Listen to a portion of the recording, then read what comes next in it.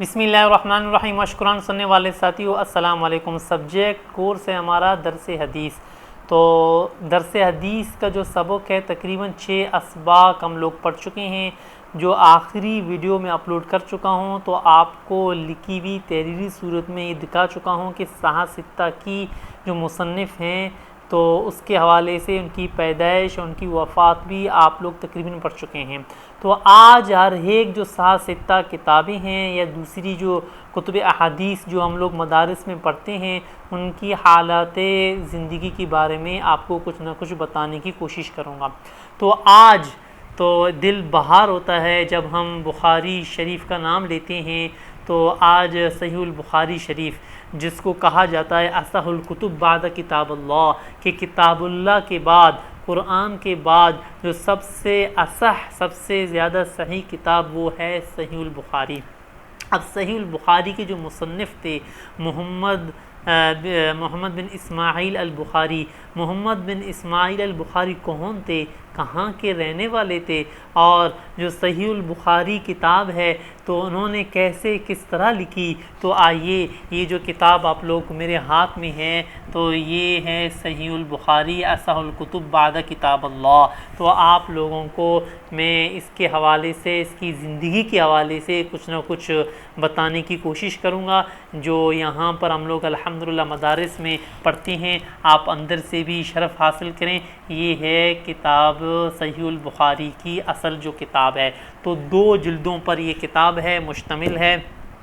तो मैं हैरान परेशान होता हूँ अल्हम्दुलिल्लाह कि सिर्फ़ पाकिस्तान के मदारिस वाले जामिया जो खालिस दीनी इदारे हैं वहाँ पर इस किताब को पढ़ाते हैं और पढ़ते हैं तलबा।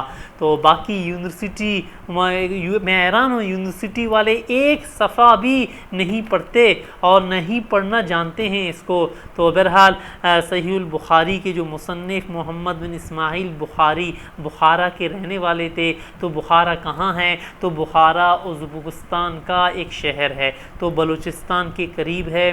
तो यानी कि आप अगर गूगल में सर्च करें तो अफ़गानिस्तान है, तो अफ़गानिस्तान के करीब, बलूचिस्तान से ज़्यादा करीब है। वहाँ पर यानी कि एशिया में ये मुल्क आता है बुखारा। तो बुखारा, मोहम्मद बिन इस्माइल कौन थे, कब पैदा हुए? देखें, असल नाम मोहम्मद बिन इस्माइल था। तो कहते हैं 13 या 16 शव्वाल 194 हिजरी में पैदा हुए बुखारा में।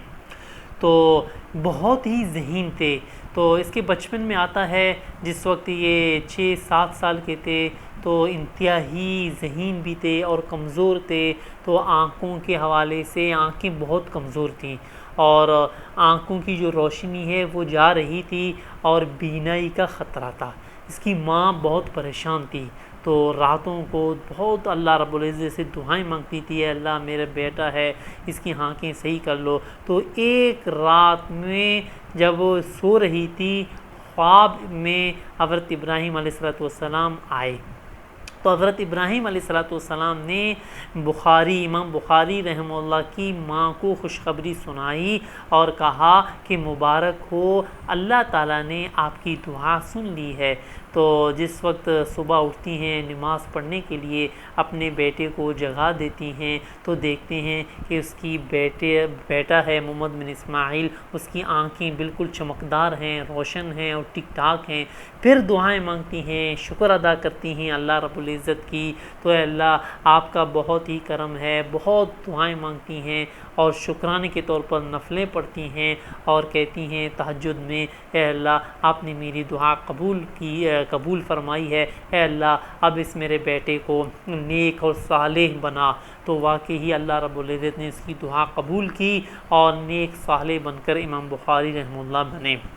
फिर जो मकतब की तालीम में पढ़ने के लिए अम्मी ने भेज दिया, वहाँ पर लिखना पढ़ने के बाद, सीखने के बाद 10-11 साल के हो गए तो वहाँ पर एक मशहूर यानी कि आलिम थे, तो उसका नाम किताबों में लिखा हुआ है दाखली।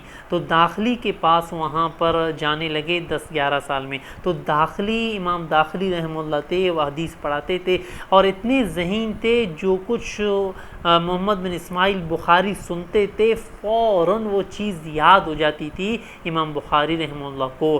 तो एक दिन क्या हुआ, उस्ताद क्लास में पढ़ा रहे थे दाखली, तो जब सनदों के हवाले से बात शुरू हुई, सनदों का ज़िक्र किया इमाम दाखिली रहमतुल्लाह ने, मोहम्मद बिन इस्माइल के उस्ताद ने, तो एक दफ़ा तो सनदों के ज़िक्र के हवाले से कहने लगे, मसलन ये कहने लगे कि फ़लाँ रवायत को फ़लाँ रवायत, यानी कि फ़लाँ रावी ने फ़लाँ रवायत को फ़लाने से सुना।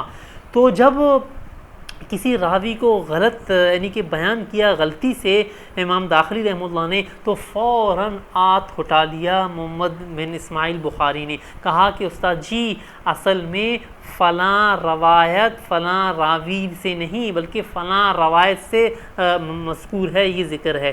तो गलती पकड़ लिया उस्ताद की, तो उस्ताद बहुत खुश हुए, इमाम दाखिली रहमतुल्लाह बहुत शाबाशी दी और फ़ौरन किताब खोल कर देखने लगे, हाँ वाकई ये तो मसला ऐसा है, तो शाबाशी दी, बहुत खुश हुए इमाम दाखिली रहमतुल्लाह अल बुखारी से कि मेरे शागिर्दों में से एक ऐसे भी शागिर्द हैं जो उस्ताद की गलती पकड़ लेते हैं। तो बहरहाल इस तरह उम्र बढ़ता गया, तो तकरीबन कहते हैं जब 16 साल के उम्र को पहुंच गए तो अपने अम्मी और बड़े भाई का नाम था अहमद, तो इनके साथ मक्का चले गए हज करने के लिए।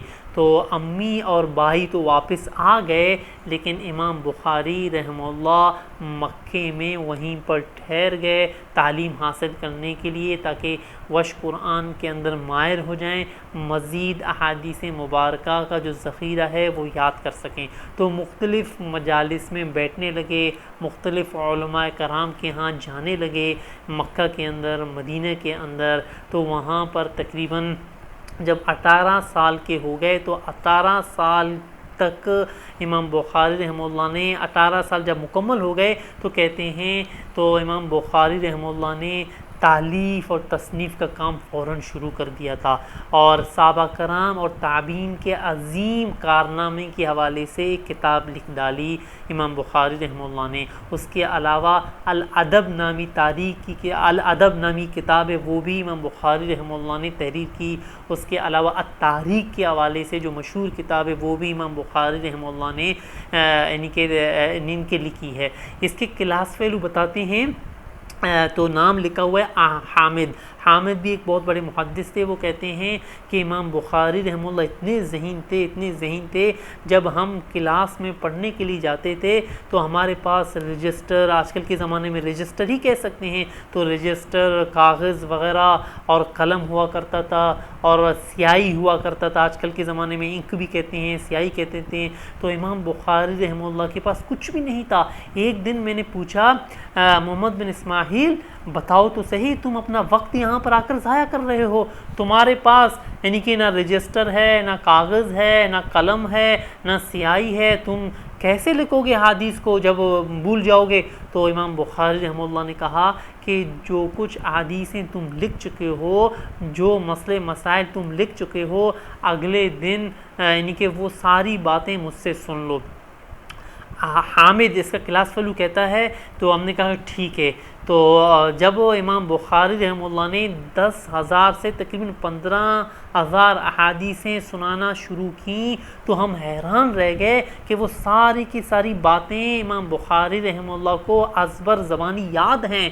तो हमने क्या किया, जो हमने लिखी हुई अहादीसें थीं तो वो इमाम बुखारी रहमतुल्लाह जब सुना रहे थे, पढ़ रहे थे, तो हमने अपनी हदीसें इमाम बुखारी रहमतुल्लाह की ज़बानी याद की हदीसों से सही करते थे, इतने ज़हीन थे इमाम बुखारी रहमतुल्लाह। तो बहरहाल तो जब वापस अपने मुल्क बुखारा आ गए, तो अच्छा बुखारा आने से पहले जब वहाँ पर यानी कि मक्के में थे, तो उनके एक उस्ताद थे, उन यानी कि मेरे ख़्याल से नाम था उनका, क्या नाम था उसका, नाम मेरे ख़्याल से लिखा हुआ है, मैं देख रहा हूँ।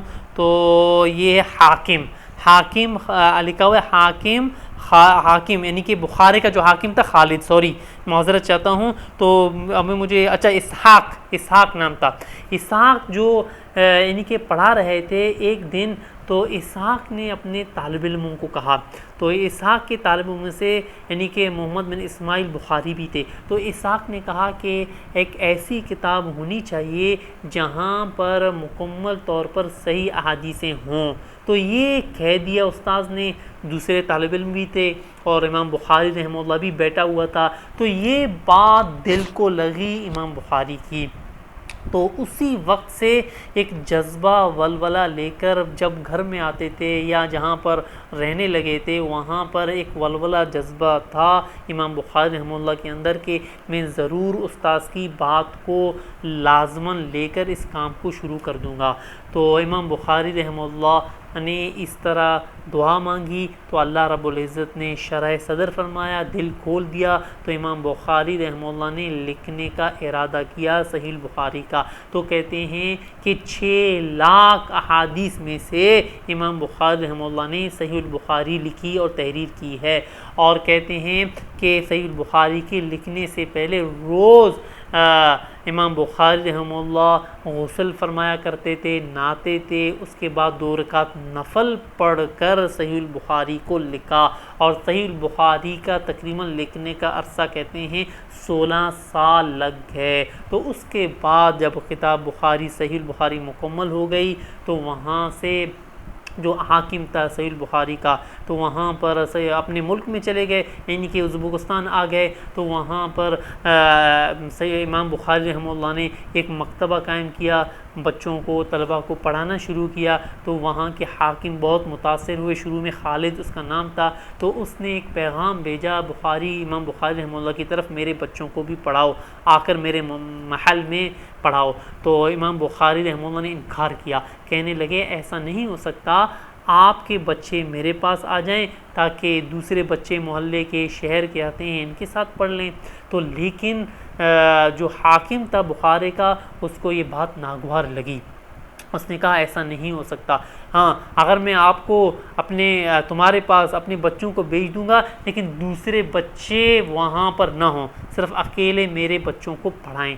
फिर भी इमाम बुखारी रहमतुल्लाह ने कहा कि ये हदीस की तालीम है, लिहाजा मैं अज़मत के ख़िलाफ़ समझता हूँ इस बात को। तो इनकार कर दिया। तो वहाँ हाकिम था, उसने अपनी बेइज्जती महसूस की।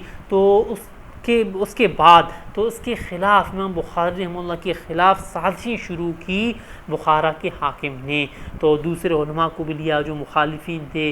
तो भला आखिर इमाम बुखारी रहमतुल्लाह को शहर से दरबदर किया। तो इमाम बुखारी रहमतुल्लाह निशापुर चले गए। तो निशापुर से भी वहाँ पर भी हुकूमत वक्त से यानी कि इनकी बात नहीं बनी, नाराज़ हो गए। तो फिर वहाँ से समरकंद चले गए। तो समरकंद के करीब एक गांव का नाम लिखा हुआ है खरतंग में, वहाँ पर समरकंद के करीब आज जब आप लोग गूगल में सर्च करेंगे उज़्बेकिस्तान या इमाम बुखारी रहमतुल्लाह का मज़ार आप लोग देखेंगे तो एक बहुत आलीशान मज़ार है। तो वहाँ पर मज़ार शरीफ है इमाम बुखारी रहमतुल्लाह का। तो इमाम बुखारी रहमतुल्लाह तकरीबन कहते हैं 62 साल यानी कि 62 साल की उम्र में वफ़ात पा गए। देखो 62 साल इतना बहुत बड़ा अरसा नहीं होता। तो बहरहाल इसी तरह इमाम बुखारी रहमतुल्लाह ने ये किताब तालीफ़ फरमाई जो आज हमारे सामने मौजूद है। इमाम बुखारी रहमतुल्लाह जो हमने ये किताब पढ़ी है अपने उस्ताद मोहतरम हज़रत मौलाना डॉक्टर अब्दुल रज़ाक इस्कंदर साहब जो जामिया उलूम इस्लामिया बिनूरी टाउन के उस्ताद थे। अच्छा, उस्ताद के हवाले से एक बात कहूँ, जिस वक्त हमें दर्स दे रहे थे तो एक तालिब इल्म ने एक सवाल किया उस्ताद से। तो उस्ताद के बारे में कि उस्ताद मोहतरम हज़रत मौलाना अब्दुल रज़ाक इस्कंदर बोलें, ये अस्कंदर नहीं इस्कंदर है, इस्कंदर। तो हमारे उस्ताद कहने लगे उनके वालिद साहब का नाम था। तो किसी ने हयात ज़िंदगी के बारे में एक गलत बयान लिखी है, वो गलत बयान किया है। तो यहाँ पर भी मैं तहरीर कर चुका हूँ। वो गलत बयान ये है कि उस्ताद मोहतरम जो तनख्वाह लेता था वो कायरा यूनिवर्सिटी यानी कि मिस्र वाले वहाँ पर यानी कि उस्ताद मोहतरम को यानी कि पैसे देते थे। तो ये किसी ने लिख दिया है गलत बात उस्ताद के हवाले से किसी किताब में। तो उस्ताद मोहतरम ने इस बात की तरदीद की है कि ऐसा नहीं है।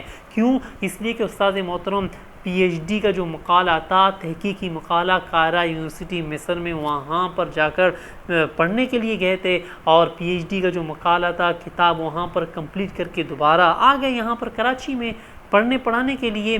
तो लिहाजा असल बात यही है। तो आज इतना ही काफ़ी है। हमारे उस्ताद मोहतरम को और दूसरे असातिज़ा को भी अल्लाह रब्बुल इज़्ज़त अपने रहमत में ले ले और उनकी गुनाहों की बख्शिश हो। तो हमारी तरफ से आज इतना ही काफ़ी है। अस्सलाम वालेकुम।